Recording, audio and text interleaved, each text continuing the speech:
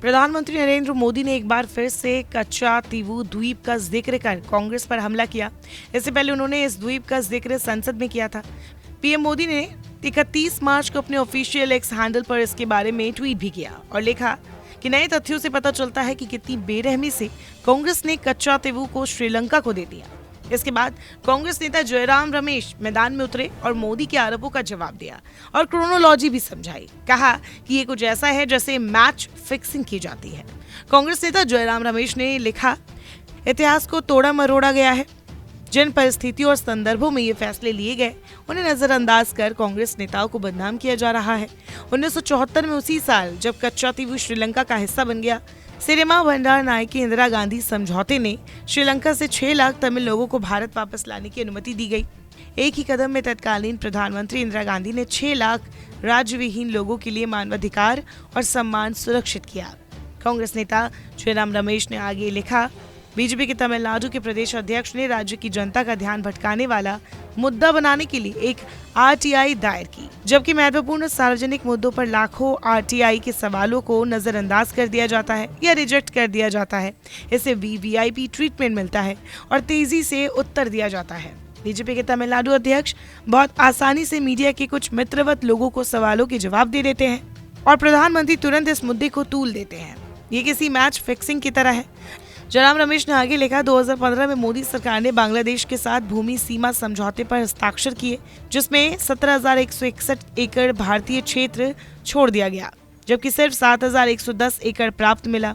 मतलब भारत का भूमि क्षेत्र 10,051 एकड़ कम हो गया। उन्होंने कहा कि प्रधानमंत्री पर बचकाना आरोप लगाने के बजाय कांग्रेस ने संसद के दोनों सदनों में इस विधेयक का समर्थन किया था। कांग्रेस नेता ने कहा कि देश की अखंडता के लिए वास्तविक खतरा पिछले कुछ सालों में भारतीय क्षेत्र पर चीनी पीएलए का अतिक्रमण है। उन्होंने कहा कि चीन को लाल आंख दिखाने के वादे पर सत्ता में आए प्रधानमंत्री ने 19 जून 2020 को ये घोषणा करके चीन को क्लीन चिट दे दी कि एक भी चीनी सैनिक भारतीय क्षेत्र में नहीं घुसा है, जबकि बीजेपी के अपने सांसदों ने हमारी भूमि पर चीनी घुसपैठ की पुष्टि की है। जयराम रमेश ने कहा कि राष्ट्रीय सुरक्षा के अपने खराब रिकॉर्ड का जवाब देने में असमर्थ और तमिलनाडु में 0 सीटें मिलने पर प्रधानमंत्री और उनके समर्थक हताश हो गए हैं।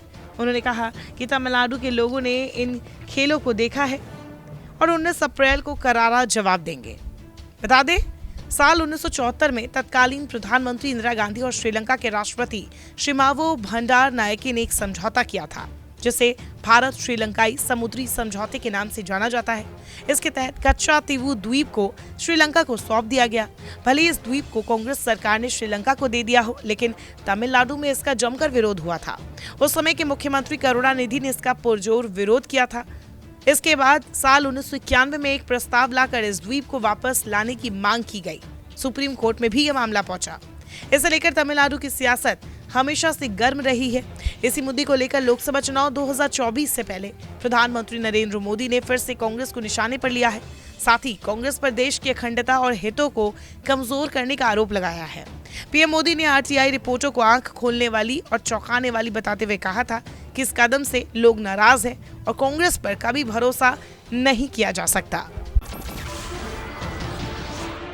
नमस्कार, मैं हूं मानक गुप्ता। अगर आपको हमारा ये वीडियो पसंद आया हो तो इसे लाइक और शेयर जरूर करें और हाँ, हमें सब्सक्राइब और फॉलो करना ना भूलें ताकि आप देश और दुनिया की कोई खबर मिस ना करें।